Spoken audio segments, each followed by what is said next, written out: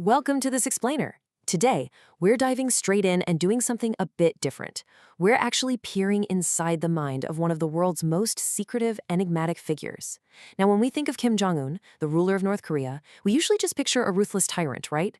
A man commanding massive military power, sitting on a nuclear arsenal, and ruling his people through a legacy of sheer terror that stretches back over 70 years.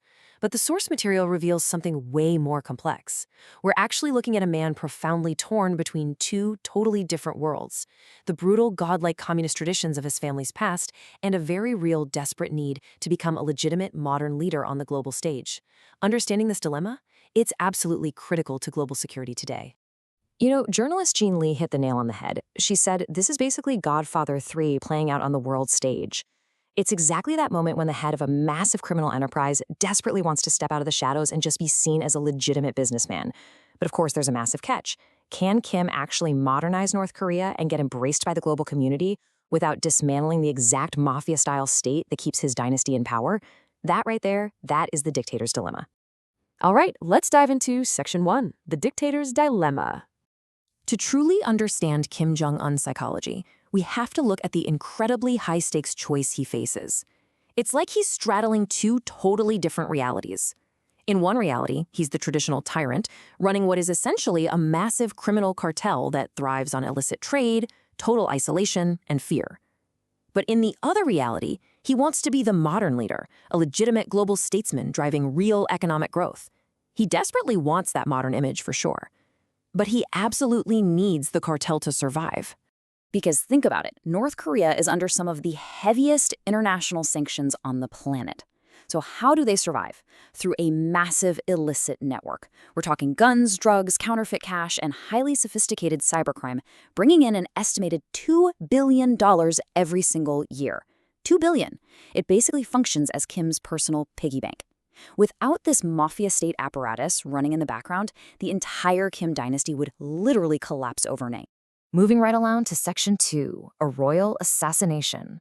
So what actually happens when this deeply secretive family business feels threatened from the outside? Well, that brings us to a genuinely shocking chapter from 2017 involving his elder half-brother, Kim Jong-nam. Now, Jong-nam was overlooked for succession, living in exile, and occasionally speaking out against the regime. But intelligence sources suggest it went a lot deeper than just bad-mouthing the family. They claim Kim Jong-nam had actually become an informant for the CIA, feeding them intel about Kim Jong-un's regime. In the eyes of a deeply paranoid dictator, this wasn't just an annoyance. It was the ultimate betrayal, absolute treason.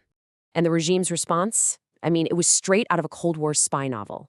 To take out his brother, Kim's agents actually spent months grooming two young women, tricking them into thinking they were just actors on a hidden camera TV prank show using baby oil. But on February 13, 2017, at the Kuala Lumpur airport, that wasn't baby oil. The women were handed a deadly nerve agent, which they smeared right on Kim Jong-nam's face. He died just minutes later in the airport infirmary. The wild part is, the women had absolutely no idea they were carrying out a state-sponsored assassination. It was a brutal, incredibly public message to the world: Kim will find you. But to understand that kind of extreme, ruthless paranoia, you really have to look at his childhood. 8,000. That is the estimated number of secret tunnels running beneath North Korea. Think about that for a second. Kim Jong-un literally grew up in a parallel, hidden geography.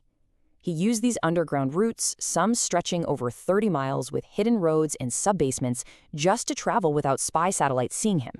His childhood playmates weren't other kids. They were heavily armed 30-year-old bodyguards. When you are raised in a literal subterranean world of absolute secrecy, well, that paranoia completely defines how you lead. Which brings us to Section 3, rebranding a rogue state. Despite all that ingrained paranoia, there is a fascinating twist here. Before he was the supreme leader, Kim Jong-un was, he was just a regular teenager living in Switzerland. He went to a normal public school in Bern. His classmates actually remember a kid who wore Chicago Bulls gear, rocked Michael Jordan shoes, skied in the Swiss Alps, and was a fiercely competitive basketball player. The point is, he saw the West. He experienced modern amenities, freedom, and global culture up close. And that early exposure deeply influenced the kind of modern leader he desperately wants to be seen as today. So, when he took power, he launched this incredibly calculated rebranding strategy. Step 1, he tried to build what they called a socialist fairyland, We're talking alpine-style ski resorts and giant theme parks to project this illusion of economic prosperity. Then, he elevated his wife, Ri Solju, to the official title of First Lady. They started positioning themselves as a modern, aspirational couple, almost like Western royalty. He even modernized the regime's propaganda by expanding cell phone access and actually authorizing North Korean social media influencers to target and seduce the younger generation online. It's wild. Let's look at Section 4, the dual dictatorship. Here is the trap, though. Giving your people access to modern life and cell phones totally risks breaking the spell of the regime, right? So how do you balance this flashy modern rebrand with the absolute need for totalitarian control? Well, the answer lies in the family. His father, Kim Jong-il, once supposedly told a Russian diplomat, "My sons are all idle blockheads. It's my daughters that have the heart and intellect and mindset to be in politics." And that sets the stage perfectly for the rise of Kim's younger sister, Kim Yo-jong. Once known as the Sweet Princess, she rapidly ascended to become the regime's propaganda chief, and honestly, one of its most powerful figures. And this dynamic birthed the genius, and frankly, the terror of the dual dictatorship. It is the ultimate good cop, bad cop routine. Kim Jong-un gets to play the good cop. He elevates himself above the gritty stuff, aiming for this image of a cool-headed statesman. He focuses on diplomacy, and he'll even cry on camera to show his humanity. Meanwhile, his sister is absolutely the bad cop. Intelligence experts have described her as a shark. She handles all the regime's dirty work. She's the one ordering executions, bashing adversaries, and she literally ordered the blowing up of a joint liaison office with South Korea. She maintains the sheer terror, which allows her brother to keep his hands looking completely clean. Finally, Section 5, Diplomacy and Nuclear Threats. Now, to truly modernize, Kim Jong-un knew he needed those crippling economic sanctions lifted, which meant he had to step out onto the global stage. This is what led to those historic, highly publicized summits with U.S. President Donald Trump. And Kim came incredibly prepared. He studied the U.S. president, sent these massive handwritten letters, used flattery, the whole 9 yards. But he also used a classic negotiation tactic known as Sitzfleisch. Basically, it's the sheer, stubborn ability to just sit there and outlast your opponents in negotiations. Kim rigidly pushed for a total lifting of sanctions in exchange for shutting down just one single testing site. He was fully prepared to sit at the table as long as it took to get exactly what he wanted. But the tactic completely failed. At their second summit in Hanoi, the U.S. rejected that partial deal, and the meeting just abruptly collapsed. Actually, both leaders walked away, leaving their lunches completely uneaten on the table. For Kim, this was a massive public loss of face. He had confidently told his people he was going to come back with a historic peace deal, and instead, he left Vietnam angry and totally embarrassed. So, when he got back, who took the fall for this massive failure? The answer is pretty grim. To save face, Kim just reverted right back to the family playbook, reportedly purging or executing at least 3 of his own top officials who were involved in setting up the talks. So, without that diplomatic victory and the sanctions relief he desperately needed, his economy remains on life support. And what does a cornered dictator do? He falls back on literally the only leverage he has. Kim has completely supercharged his military threats. Current intelligence suggests he now has at least 40 active nuclear missiles.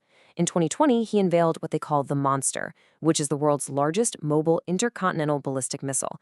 And the regime is actively trying to develop a massive 3,000-ton submarine that can roam the Pacific and fire ballistic missiles totally undetected. It's a massive, terrifying escalation. Ultimately, Kim Jong-un is a man walking a razor-thin tightrope. He so desperately wants the economic benefits, the respect, and the legitimacy of being a modern global statesman. But his regime physically cannot survive without the brutal, terrifying tactics of a mafia boss. With his country's economy crumbling under sanctions and his military arsenal growing more dangerous by the day, you really have to wonder, how long can he successfully play both of these roles before the illusion finally shatters? Thank you so much for joining me on this explainer.